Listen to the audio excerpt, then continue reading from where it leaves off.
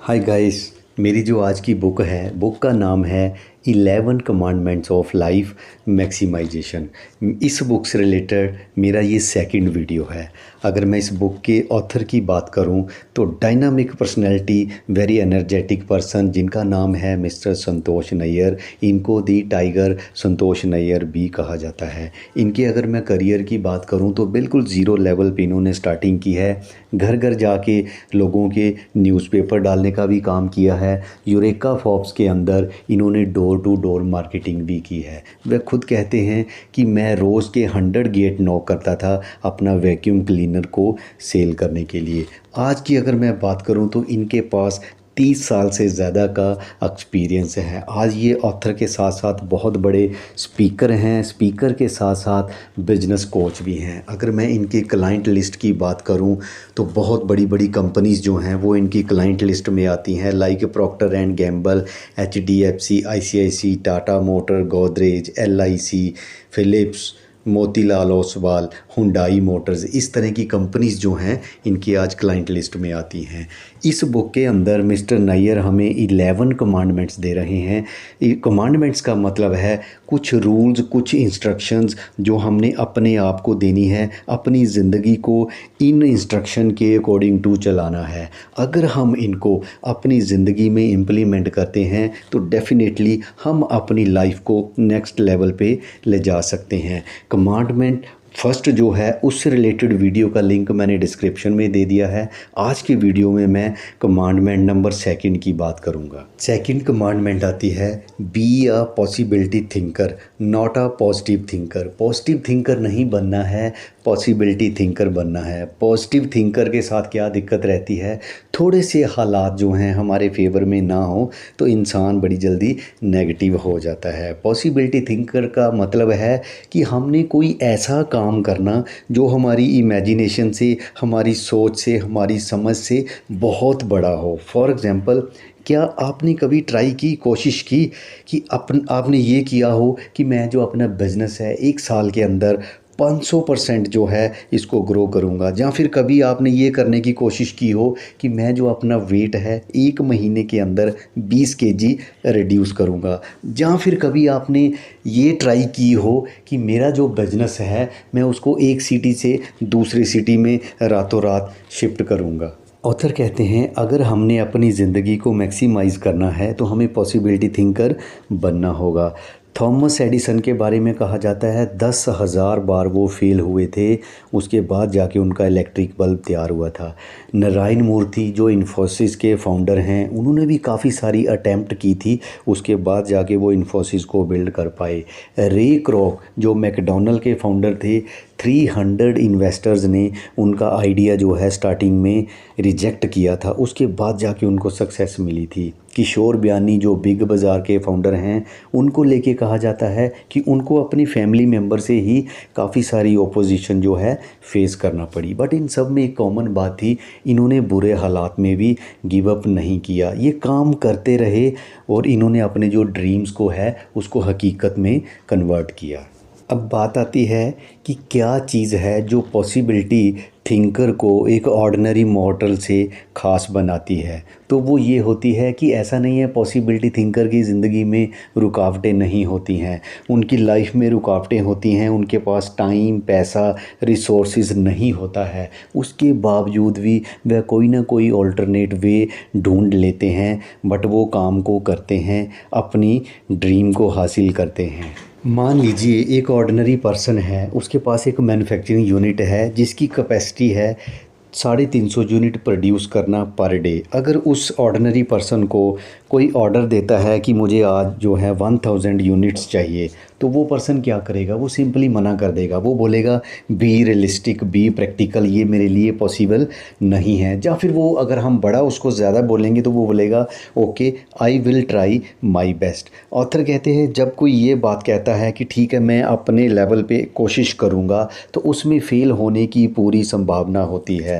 But दूसरी तरफ possibility thinker ऐसे नहीं होते हैं। पॉसिबिलिटी थिंकर जो हैं, अगर उनको लेट नाइट काम करना पड़े तो वो लेट नाइट भी करते हैं। अगर उनको सुबह 3 बजे उठना पड़े तो वह सुबह 3 बजे भी उठते हैं। अगर उनको बुक पढ़ना पड़े तो वह बुक भी पढ़ते हैं। अगर उनको ट्रेनिंग अटेंड करना पड़े तो वो ट्रेनिंग प्रोग्राम भी अटेंड करते हैं। कहने का मतलब है वह दिन रात काम करते हैं, तब तक करते हैं जब तक जो उन्होंने हासिल करने की सोची थी, जब तक वह चीज़ हासिल नहीं कर लेते। पॉसिबिलिटी थिंकर्स की कुछ एग्जांपल लेते हैं।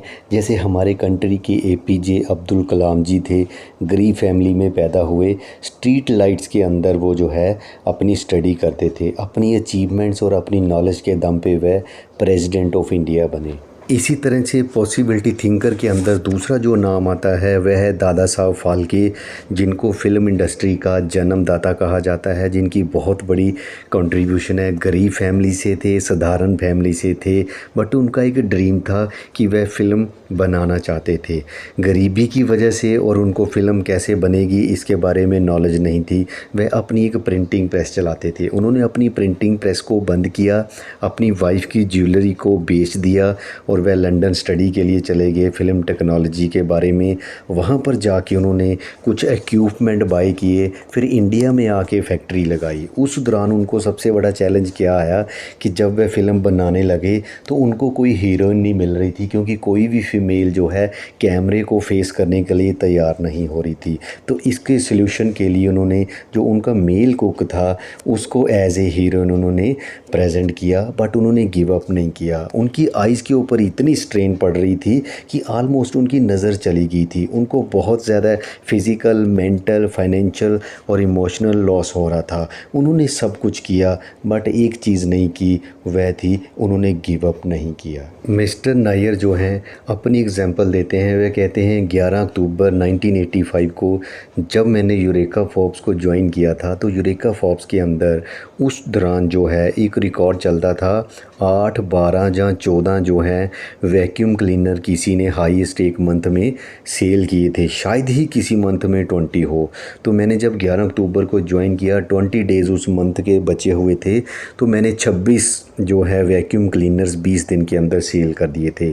देन नेक्स्ट मंथ 32, फिर 33, 34, बट मैंने किसी भी मंथ पिछले मंथ से कम सेल नहीं किए और मैंने पूरी इंडस्ट्री में ऑल ओवर इंडिया में रिकॉर्ड बनाया। ऑथर कहते हैं जब मैं यूरेका फोर्ब्स के अंदर सेल्समैन था तो मैंने अपने आप से एक कमिटमेंट की हुई थी कि जब तक मैं एक वैक्यूम क्लीनर हर रोज़ नहीं सेल करूँगा तब तक मैं घर नहीं जाऊंगा।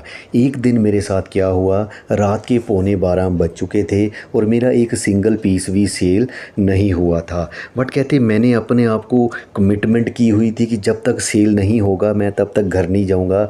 आप इसे ये भी कह सकते हैं कि ये मेरा एक तरीका था अपने आप को पनिश करने का। कहते फिर मैंने एक घर में लाइट देखी, रात के 11:15 बजे ऑन थी। मैंने विदाउट एनी हेजिटेशन मैंने दरवाज़ा नॉक किया।